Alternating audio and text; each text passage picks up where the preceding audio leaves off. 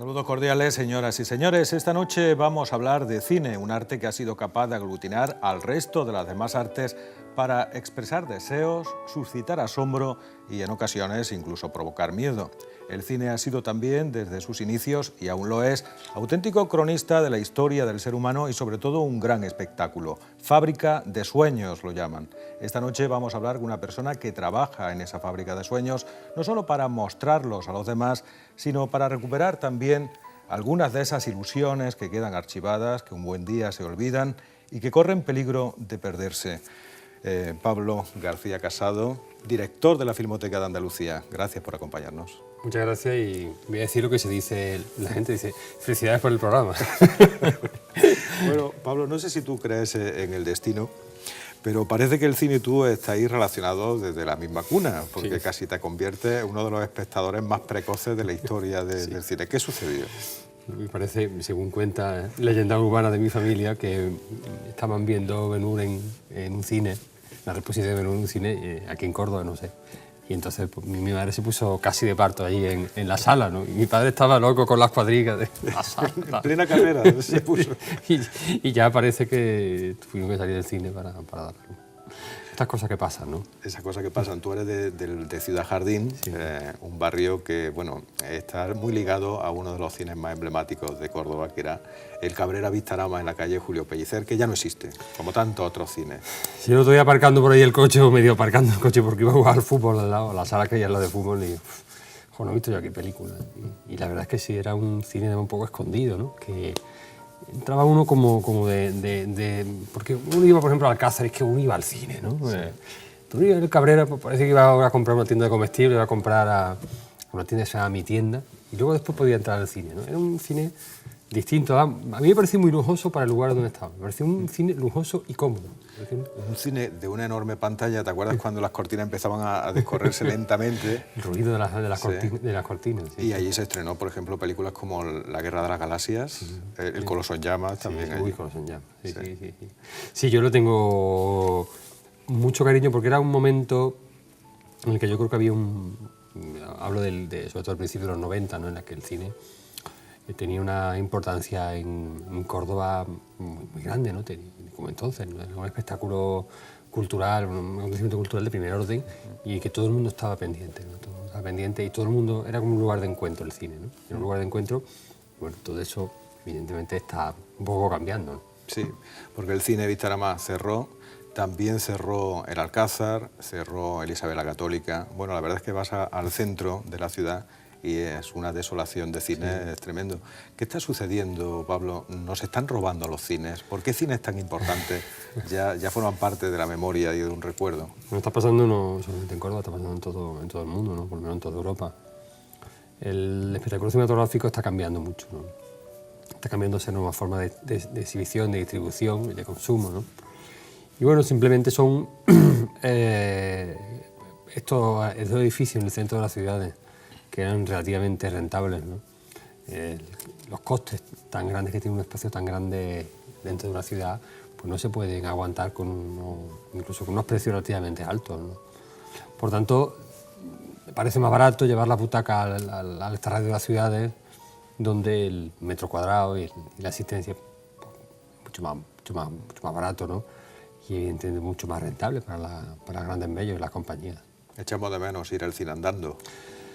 Sí, aunque la Filmoteca se puede ir andando, ¿no? Es de los todavía, pocos ¿no? que quedan, está en plena judería. Sí, bueno, en nuestro caso es un caso especial, es un centro público, una administración pública, la Filmoteca de Andalucía, que la sede, digamos, está en Córdoba, ¿no? Y al fin y al cabo nosotros somos un cine, ¿no? Un cine que además intentamos que toda la estructura de lo que es una sala de cine, ¿no? Oscura, con sus cortinas que se abren, sí, ¿no? Y con su estructura, y que sea lo más... intentamos recuperar la experiencia cinematográfica, ¿no? El mundo del cine, el mundo de la cultura está cambiando mucho, ¿no? Lo digital está imponiéndose a unos niveles casi desconocidos hace menos 5 años, ¿no? Y entonces pues nuestra manera de ver el cine está cada vez cambiando. No significa que ahora se vea menos cine ahora se ve quizá más cine que nunca, ¿no? Que uno tiene acceso a una gran cantidad de plataformas digitales, ya sea legalmente o ilegalmente, para poder ver todo el cine, ¿no? todo el cine posible, ¿no? Pero claro, hay una manera de entender el cine como se pensó, ¿no? Estaba pensando en Ben-Hur, ¿no? Pues Ben-Hur se pensó por una pantalla enorme, muy grande, para que uno se incorporara dentro de la película, porque por muy grande que sea la pantalla de tu casa, nunca va a ser la pantalla de un cine. Y luego hay un segundo componente que a la Filmoteca nos interesa, digamos, nos importa mucho, que forma parte del patrimonio fílmico, que es el hecho social del cine. Nosotros creemos que hay algo inmaterial en el hecho de ir al cine, de compartir con otro, compartir con tu pareja, compartir con otro, el espectáculo colectivo de ver una película. Igual que decir, uno por qué va al fútbol, a un estadio, ¿no? Porque hay un rito, hay un ritual, ¿no? de ir a un estadio, de escuchar el ruido.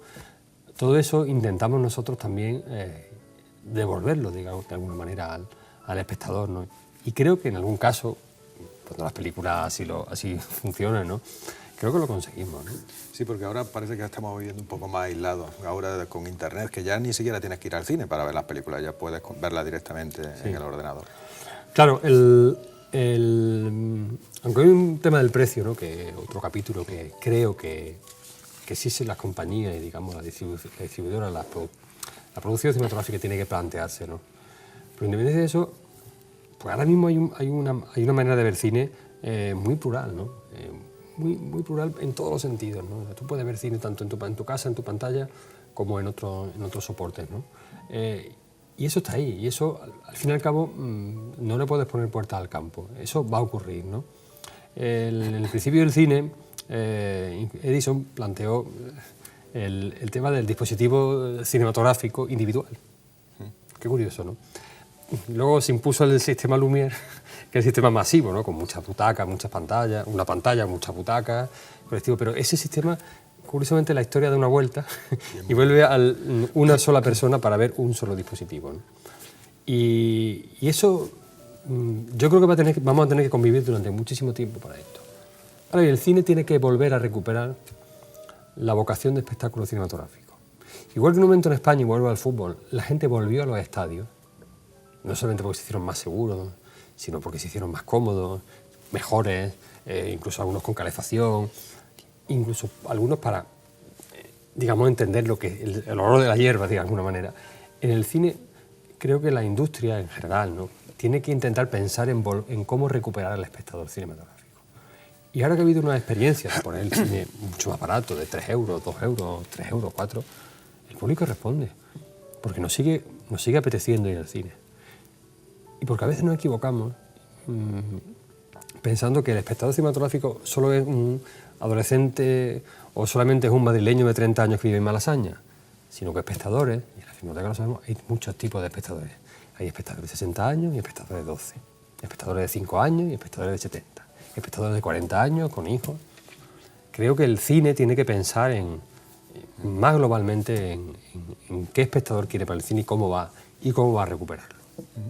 Hablas de un espectáculo compartido y resulta curioso, por ejemplo, en las películas, en las comedias, que cuando estás en un cine con mucha gente te ríes más que si la estás viendo solo en tu casa, o las películas de terror lo mismo, no gritas en tu casa tanto como en el cine.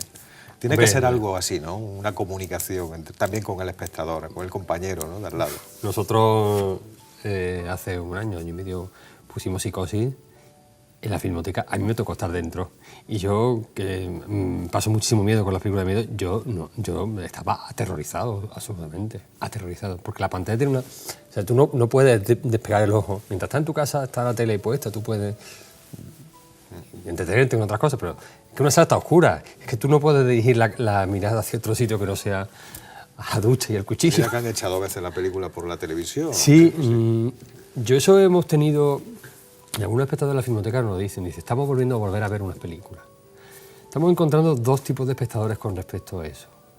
Espectadores que vieron, por ejemplo, Psicosis en su momento, cuando tenían 20 o 25 años, que ahora la vuelven a ver en cine, con 60, 70, y vuelven a recuperar esa manera de... Eso que sintieron, ¿no? Y espectadores de 30 a 35 que no la habían visto nunca en el cine, porque evidentemente esas películas rara vez si no es una filmoteca o se reponen, y luego vuelven a verla, ¿no? Y dice, bueno, esta es otra película, ¿no? El otro día veíamos, por ejemplo, Imitación a la vida, un melodrama. Claro, es que Imitación a la vida, sentarse a ver Imitación de la vida, es que no puedes dejar de llorar. Pero yo digo, si esto lo veo en la pantalla de mi casa, me estoy tomando algo, estoy levantándome por agua, haciendo el baño, pero es que estoy allí, es que no puedo dejar de sentir eso. Sí, en los cines de nuestra niñez, cuando aparecía el séptimo de caballería, aplaudía a la gente. Claro, es que hay que aplaudir. Todavía en la Filmoteca, cuando hay una película extraordinaria, y el otro día en Imitación en la vida, hubo casi un amago de aplausos. Sí.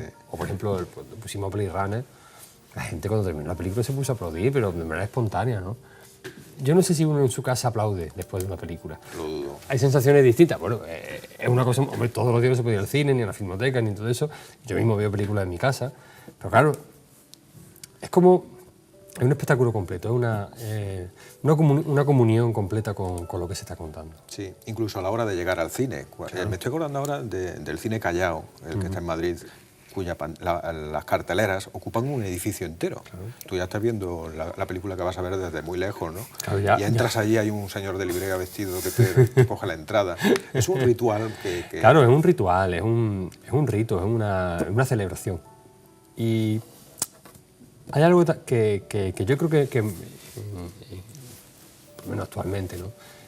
El concepto de celebración creo que lo tenemos un poco perdido, porque la celebración implica una espera, ¿no? La celebración no puede ser algo inmediato, la celebración implica una expectativa. Una expectativa. En el mundo que vivimos difícilmente se está expectativa, lo queremos ya, lo queremos ahora y lo queremos ya, ¿no? Incluso cuando... Es decir, si por ejemplo uno puede darle un botón y simplemente que aparezca inmediatamente la película, bueno, sí, es una satisfacción inmediata, pero el ritual, la espera de ir, de arreglarse, de vestirse, de acudir, de comprar la entrada, todo eso es un aspecto que importa, ¿no? Y que importa y que forma parte... Eso no quiere decir que nosotros tengamos que ser... que eso sea sustitutivo de otra cosa. Entendemos que la realidad digital es la que es, la televisión es la que es y el cine es lo que es. No, digamos que, por lo menos así por lo menos lo sentimos en la Filmoteca, no somos contrarios al progreso, no somos unos arcanos que estamos como intentando detener el paso del tiempo, ¿no? Simplemente creemos que esta experiencia cultural es válida, tan válida como otra. Pero hay un pequeño problema, Pablo, y es el precio de las entradas. Los cines privados es cara, o no sé si te parece cara. En la Filmoteca sé que vale 90 céntimos. Sí, son precios de 1989. De martes a sábado, 90 céntimos, 90 que no es ni céntimos. lo que vale un café con leche. ¿Qué te dicen los propietarios de las salas privadas? No, porque esos nosotros precios? no somos competencia para ello. De hecho, no somos competencia de ello, pero por una cuestión de voluntad. Nosotros no queremos ser competencia. De hecho, cuando hay una película que se va a estrenar o que entendemos que nos dice la distribuidora que se va a estrenar, preferimos que se estrene en una sala comercial porque nosotros queremos que el cine siga viviendo. Nosotros queremos que esas salas comerciales sigan viviendo y sigan ganando dinero y sigan teniendo puestos de trabajo. Para nosotros eso es más importante que adelantarnos un estreno. Ahora bien, hay muchas películas que no se estrenan que nunca van a llegar a Córdoba o que nunca llegan o van a llegar más tarde o ha pasado su... O que hemos visto muchas veces por televisión y ahora ya Claro. no. Por ejemplo, hace un par de semanas repusimos Grupo 7. Grupo 7 ha tenido su ciclo vital dentro de las salas comerciales, se ha podido ver, ha entrado ya incluso en Canal Plus, en las plataformas, y ahora nosotros la vamos a poner. O sea, la hemos puesto, ¿no? La voz dormida, pues la ponemos en estos primeros días de diciembre. Porque claro, la voz dormida ya ha tenido su ciclo comercial y nosotros, justo después, pero nosotros no la ponemos por una cuestión de actualidad, simplemente queremos dar constancia de que, en este caso, son dos películas andaluzas, el cine andaluz, pues por circunstancias muy complejas, muy azarosas, pues ha tenido un momento de furor desconocido, ¿no? Porque Andalucía no ha sido una industria fílmica para nada importante, ¿no? Ha sido una industria que prácticamente tiene 25 años de vida. Por tanto, pero por una cuestión puramente porque hacer películas era muy caro y aquí no había dinero, ¿no? Y era más fácil ser poeta o ser pintor. Bueno, ser poeta no es fácil nunca. Bueno, más difícil, en toda cosa, porque para ser poeta solamente hay que poner de acuerdo a una persona, ¿no? Pero para hacer una película hay que poner de acuerdo a 200 personas. Pero en general te parece caro el cine, ¿no? Si bajaran los precios de la entrada, ¿no iría más familias, más personas? Por supuesto que iría más. Entonces, Yo creo que el precio precio que hay que poner en la entrada son 3 euros. Entonces digo, bueno, no voy a meter donde no. Hombre, no 90 céntimos, pero tampoco. No, 90 céntimos es un precio pero casi 7, público. 6, 7, 8 euros. 8 euros no es un precio para ver una película, porque luego puede ocurrir que no te guste, ¿no? Igual la estafa es doble, ¿no? Pero 3 euros es un precio razonable en el momento de crisis en el que estamos y en el momento en el que tienes que sumar que cuando uno va al cine va siempre acompañado, intenta ir siempre acompañado, ¿no? Va con su hijo, va con su pareja, pero es un precio razonable para que incluso la industria auxiliar del cine, es decir, todo lo que te comes dentro, todo lo que está en torno al cine, pueda también sobrevivir. Y eso implica también que sí ha habido un ahorro, porque la digitalización de salas, ya no hay que transportar, todavía sí, ¿no? Pero para muchas salas, en vez de transportar esas sacas de películas, que nada más que el transporte, pues vale 70, 80 euros para la empresa, ¿no? Para son solamente pequeños dispositivos digitales, que eso cuesta menos, que en lugar de tener a muchas personas, cada persona dirigiendo un proyector, pues una persona a lo mejor dirigiendo varios proyectores, es decir, que se ha mecanizado lo de las entradas para... Y todo eso son ahorros en personal, y en fin, una pena, ¿no? Pero en personal hay muchas cosas. Entonces, se ha ahorrado en muchos niveles la digitalización. Producir una película cuesta físicamente más barato que hacer todo esos rollos de celuloide, hacer 40, 50 copias de celuloide, ¿no? Hacer 30, 40 discos duros más barato que hacer una película que puede costar hasta 1 millón o 2 millones de pesetas, ¿no? Entonces, todo eso se está ahorrando. Sin embargo, los márgenes siguen siendo muy altos, ¿no? Tampoco los actores están cobrando ya como cobraban antes. Si alguien, por así decirlo, alguien se está quedando con el dinero, ¿no? Y en algún momento va a tener que tomarse una decisión, y ya algunos cines, los Verdi, en Madrid, algunas cadenas en Andalucía también están tomando decisiones estratégicas de bajar el precio por lo menos algunos días. Y yo creo que eso es una medida a medio plazo. Yo tampoco conozco las cuentas de las empresas, pero cuando se ha puesto a un precio mucho más bajo, algo de la mitad de precio, la gente ha respondido porque la gente está deseando ir. Está deseando ir al cine. Sí. El caso es que hace 5 años te nombran director de la Filmoteca de Andalucía. Eres el 5º director. Sí. No hay quinto malo, por ahí ya vas bien. Bueno. Pero bueno, el caso es que llegas... Yo al menos pienso así. El caso es que llegas allí a la mesa de tu despacho y te encuentras con una serie de objetivos que cumplir, ¿no? ¿Para qué sirve exactamente una filmoteca? ¿Y qué servicio, aparte de ofrecer películas, ofrece a los ciudadanos? Mira, hace un par de años estuve estudiando precisamente este tema con otras filmotecas de otros países, ¿no? La filmoteca pertenece a la Federación Internacional de Archivos Fílmicos, que es como la Unión Mundial de Filmotecas.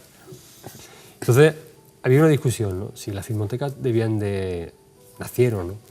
Los tíos de las filmotecas nacieron para intentar detener la destrucción masiva de copias, puesto que el cine, no sabéis, el principio ha sido siempre desde su inicio un espectáculo de ferias, ¿no? Entonces, cuando una película terminaba, se hacía una película muda y terminaba, la gente ya la había visto, pues entonces el que tenía la película, el productor, pues las quemaba, porque eso era únicamente cogía, lo único que hacía era ocupar sitio, porque ya la gente no quería verla, pasaba de moda, ¿no? Entonces eso, durante un montón de años, pues los primeros 30 años del cine se destruyó casi el 90% de la producción mundial de las películas.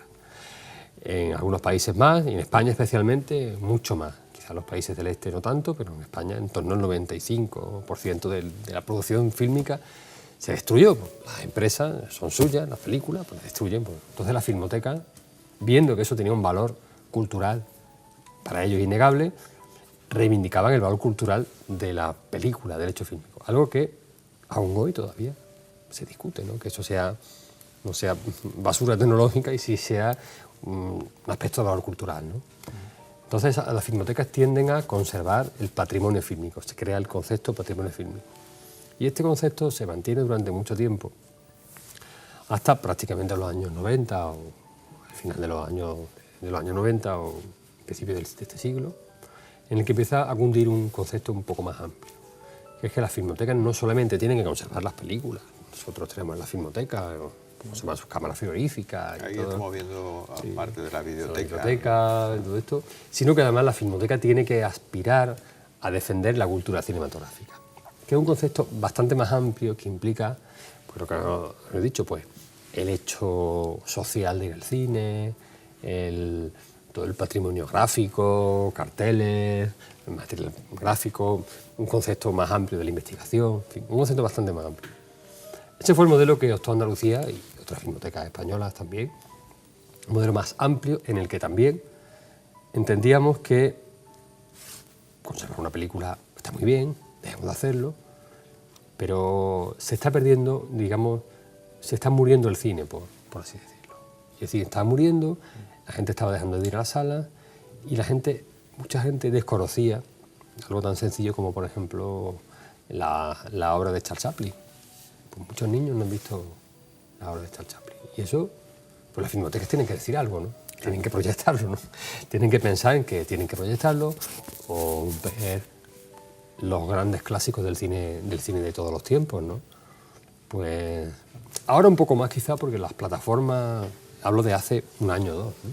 Las plataformas digitales permiten que determinadas películas clásicas digitalizadas, pues al menos a nivel de usuario en una pantalla pequeña puedas verlo, pero ese cine se está perdiendo. Entonces, como planteamiento más global, entendemos que el principal escollo, ¿no?, que encuentra la filmoteca es que el cine, como se había entendido desde que nació, ¿no?, estaba desapareciendo. Entonces, planteamos que hay que defender eso. Y eso implica, pues, hacer un gran esfuerzo en difusión de la cultura cinematográfica, todas las proyecciones, los programas educativos, todo lo que llevamos a cabo, ¿no?, la conexión con la universidad, todo esto. Y también pensar que el patrimonio es, aparte del patrimonio físico, es también patrimonio inmaterial y también material gráfico, de todo tipo, para que el concepto de defensa sea bastante más amplio que el propio de defensa del material químico. ¿Qué joyas guardáis en los archivos de la Filmoteca? Bueno, nosotros quizá la Filmoteca internacionalmente más conocida, las películas más conocidas, porque son una auténtica rareza y una auténtica joya en la historia del cine contemporáneo, es la obra de Valdelomar. Valdelomar es un cineasta que viene un poco de la generación del 27, de las misiones pedagógicas, que en plena oscuridad de la posguerra se inventa un sistema de producción, hace unos inventos de unas maquinarias, ¿no? Y sobre todo se dedica a hacer unas películas de cine experimental que son premiadas en todo el mundo. Y sin embargo un hombre que pasa mucha hambre, porque claro, en España hacer cine en general se pasa mucha hambre, pero hacer un cine experimental es pasar doble de hambre, ¿no? Y entonces otros directores que vienen antes que yo, pues tomaron esas películas de Valdelomar, las restauraron, las digitalizaron, las primeras digitalizaciones casi en España se hacen de la obra de Valdelomar, y los tenemos con un auténtico tesoro que ahora está estable en el Museo Reina Sofía, va al Metropolitan, va a Nueva York, Y para verlas, sí, cualquier espectador... Nosotros la programamos de vez en cuando. Programamos. Y luego pues nosotros, y más concretamente en Córdoba, pues tenemos algunas joyitas como la película de Julio Romero de Torres, que es del Museo de Bellas Artes. Y luego también tenemos, que a nosotros parece muy significativo, son el cine familiar, ¿no? Mira, nosotros en Andalucía no hemos tenido una industria cinematográfica como Valencia, como Madrid, como Barcelona. Andalucía era una tierra que se dedicaba a otras cosas, ¿no? Pero la industria cinematográfica... Éramos escenario, éramos tema. El costumbrismo andaluz era un tema del cine español central. Pero como producción, no. Hay muy poca producción en España, en Andalucía, porque la producción estaba en otro sitio. Ni siquiera en Almería, que es como escenario, a pesar de que allí se hicieron y se siguen haciendo muchísimas películas, consiguió catalizar un movimiento, una industria propia para no solamente los actores de los restaurantes y el divertimento de los actores del Star System, sino de profesionales del cine, ¿no? Profesionales, no hablo de figurantes, sino hablo de profesionales de primer nivel, ¿no? De montaje, de Almería, me lo contaba un hombre de Almería, dice, en Almería de toda la vida nos ha gustado mucho gastar dinero. Entonces, realmente gastaban el cine porque veían que es una cosa que no iba a continuar el tiempo. No solamente continuamente, sino que durante 20 o 25 años aquello estuvo funcionando largamente. Entonces no había ninguna industria, cosas muy puntuales. Por tanto, el patrimonio fílmico andaluz como producción es muy pequeño, relativamente pequeño a otras regiones de España, ¿no? Y sí, quizá en los primeros 90 y ahora de una manera quizá muy progresiva hasta nuestros días, sí ha tenido una mayor empuje, ¿no? Entonces, nosotros vamos recuperando películas familiares de gente que nos deja sus películas, donde encontramos auténticas joyas maravillosas que a nosotros, bueno, a veces se nos calababa verlo. Bueno, pues además de llevar a cabo esa labor de investigación y difusión de nuestro patrimonio cinematográfico, en la Filmoteca es posible asistir a conferencias y charlas de directores de cine, de guionistas, de actores, y bueno, ¿y qué cuentan estos actores, estos artistas españoles de su vida? Porque se tiene una idea de que todos ganan mucho dinero, de que tienen una vida así como muy lujosa, y no es así, ¿no? Bueno, no sé, yo la vida, las cuentas corrientes de los que viven no las conozco, ¿no? Pero sí es verdad que ha habido un momento de que se ha levantado un poco el velo, ¿no?, de lo que estaba pasando, ¿no? Como todo este país, ¿no?, vivía en una pequeña burbuja, ¿no?, mercantil, ¿no?, en la que se hacían muchísimas películas, en el que el Estado financiaba un importante tejido industrial, ¿no?, y de alguna manera, pues, bueno, eso generaba unos efectos multiplicadores sobre el progreso de este país, que dicen al menos ellos, ¿no?, la gente del cine, ¿no?, y de alguna manera tiene cierto que todo euro que se pone en el cine genera 5, ¿no? Pero claro, hay que ponerse euro, ¿no? Claro. Efectivamente. Hasta que genera mucha industria auxiliar, la gente come, paga impuestos y eso el Estado lo recupera. Dicho lo cual, eso llevó a que la producción cinematográfica en España pues fuera quizá en un momento, digamos, de excesiva explosión. Y eso, pues, quizá por el no a la guerra, bueno, pues determinados sectores de la población, pues, no se sintieran muy cercanos al cine de su país. Y yo no lo sé, la verdad es que en ese sentido yo sí me siento bastante satisfecho del cine que se hace en España. Y no porque yo sea español, sino porque creo que, siendo un país pequeño, ¿no?, como el nuestro, ¿no?, en relación a otros cines, a otra cinematografía, el cine que se hace en España es muy bueno, ¿no? Y no solamente porque se haga un cine, digamos, más de izquierda, sino porque hay otros tipos de cine, y el cine español es muy complejo.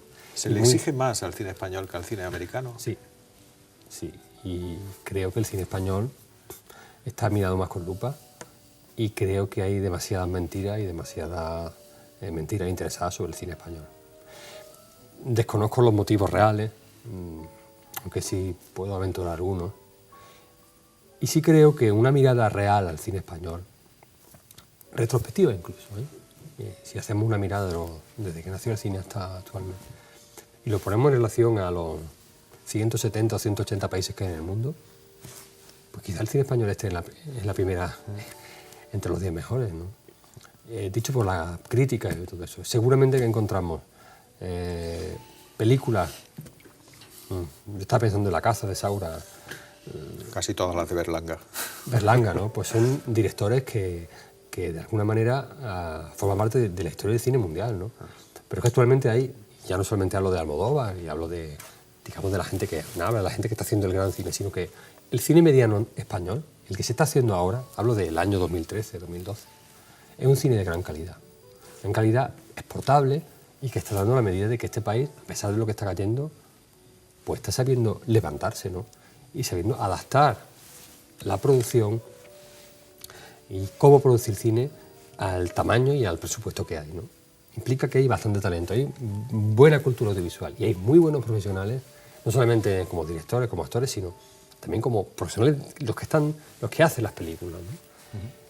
¿Qué ocurre? Que esta gente tiene miedo, ¿no? Y la gente del cine tenemos miedo, yo me considero. Tenemos miedo a que no solamente tengas que luchar contra la crisis, sino tengas que luchar hacia una desafección por la cultura española. No creo que sea solamente hacia el cine, ¿no? Creo que la cultura española no está suficientemente defendida no hablo de las instituciones públicas, sino por el propio espectador español, por el propio consumidor cultural español. Y no es una cuestión solamente de izquierdas y derechas. Creo que incluso los que dicen defender el cine español, nosotros lo vemos a veces en la Filmoteca. Es decir, entonces hacemos un estreno de película española extraordinaria. Yo creo que hablo de películas extraordinarias de cine español porque nosotros no miramos la nacionalidad cuando proyectamos una película. Intentamos que sea la mejor película posible, ¿no? Hace un mes y medio proyectamos una película de un director joven de sevillano que se llama Puerta Fría, sobre la vida de los vendedores de material, electrónico, ¿no? Con actores como Nick Nolte, norteamericano, en fin. Una película demoledora, extraordinaria, con un guión fabuloso, con una puesta en escena estupenda, muy barata, digamos, de alguna manera, y parecía como que aquello no era cine de primera, ¿no? Entonces yo le dije a la persona que iba conmigo, compañero de la Filmoteca, si esta película en vez de ser española hubiese firmado por un director francés o italiano o alemán o norteamericano, ¿qué pasaría, no? ¿Qué pasaría? ¿Hay mucho paro entre los actores? Hay mucho paro y además... Hay mileuristas también, ¿no? Hay menos que mileuristas, hay gente que se está dejando la profesión. Hay gente que está dejando la profesión y está dedicándose a otras cosas. Porque, bueno, las películas dan dinero, pero las series también están desapareciendo. Bueno, es un panorama desolador, incluso los laboratorios de postproducción donde se montan las películas están cerrando y se tendrán que ir a otros países pronto a hacerlas, ¿no? Es que los laboratorios van a desaparecer porque ya no se va a fabricar las películas. ¿Qué ocurre? Pues que España tendrá que... los profesionales españoles tendrán que cambiar, digamos, la capacidad física de trabajo físico y material por un trabajo mucho más intelectual. Y ahí creo que también ganamos. Pero creo que todos tenemos que hacer un cambio tecnológico en nuestra propia cabeza, ¿no? Tenemos que dar valor añadido y tenemos que ser, quizás hagan falta más informáticos, digamos de alguna manera más técnicos de la imagen, informáticos, que a lo mejor montadores físicos, ¿no? Y es que tenemos que entender que los trabajos de montaje de una película, de la producción, pues se hacen en máquina. Tenemos que pensar en cómo le damos un valor añadido y le ponemos talento donde solamente había artesanía. Y hablando de ese valor añadido, Pablo, me estoy acordando ahora del IVA, que ha pasado del 8 al 21%. Creo que somos el país europeo con el IVA cultural más alto. En eso sí somos los número uno. Sí. ¿Crees que cambiará esa tendencia y que se normalizará? ¿Qué opinas de esto? Hombre, yo creo que ha sido un castigo, ¿no? Hacia la industria, ¿no? Yo creo que ha sido un castigo por algo que no sé quién ha hecho. Eso es algo premeditado porque no tiene las cifras de recaudación por ese impuesto por el 21% son absolutamente desoladoras. Bueno, yo creo que la persona que haya tenido que poner este impuesto debe dimitir. Es decir, si tu misión es recaudar dinero a cuenta de un impuesto y tú haces tus cuentas y las cuentas no te salen y recaudas menos, o rectificado te vas.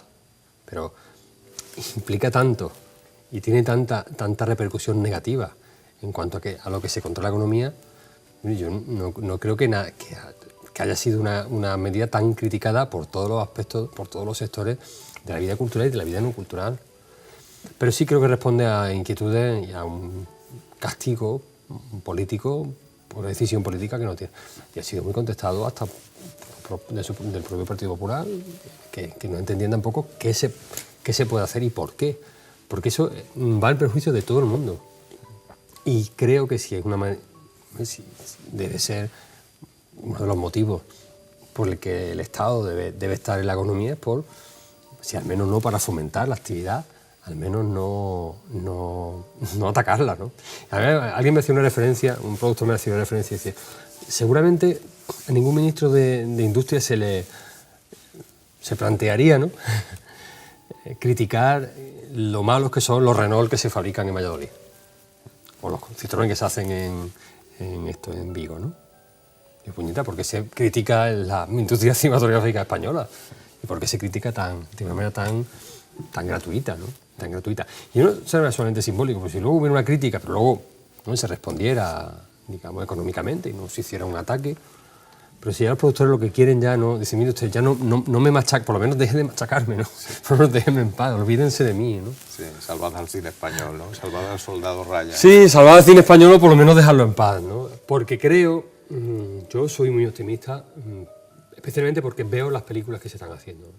Y soy optimista porque creo que hay un montón de talento. Y el siglo de oro, y aquí tienes algunos, tienes aquí a López, ¿no? Puedo tocar a López, ¿no? Sí. Quiero decir, el siglo de oro nos enseñó que en momentos muy malos económicos de nuestro país salimos adelante por el talento. Y España es un país que yo creo que en ese sentido es un país admirable, ¿no? Digo, España, de todas las cosas malas que le han pasado, y seguimos aquí, ¿no? Y yo creo que hay pocos países que le pasan cosas tan terribles. Quizá Polonia sea el otro país que donde le pasan cosas terribles, además lo invaden, ¿no? A nosotros por lo menos no nos invaden.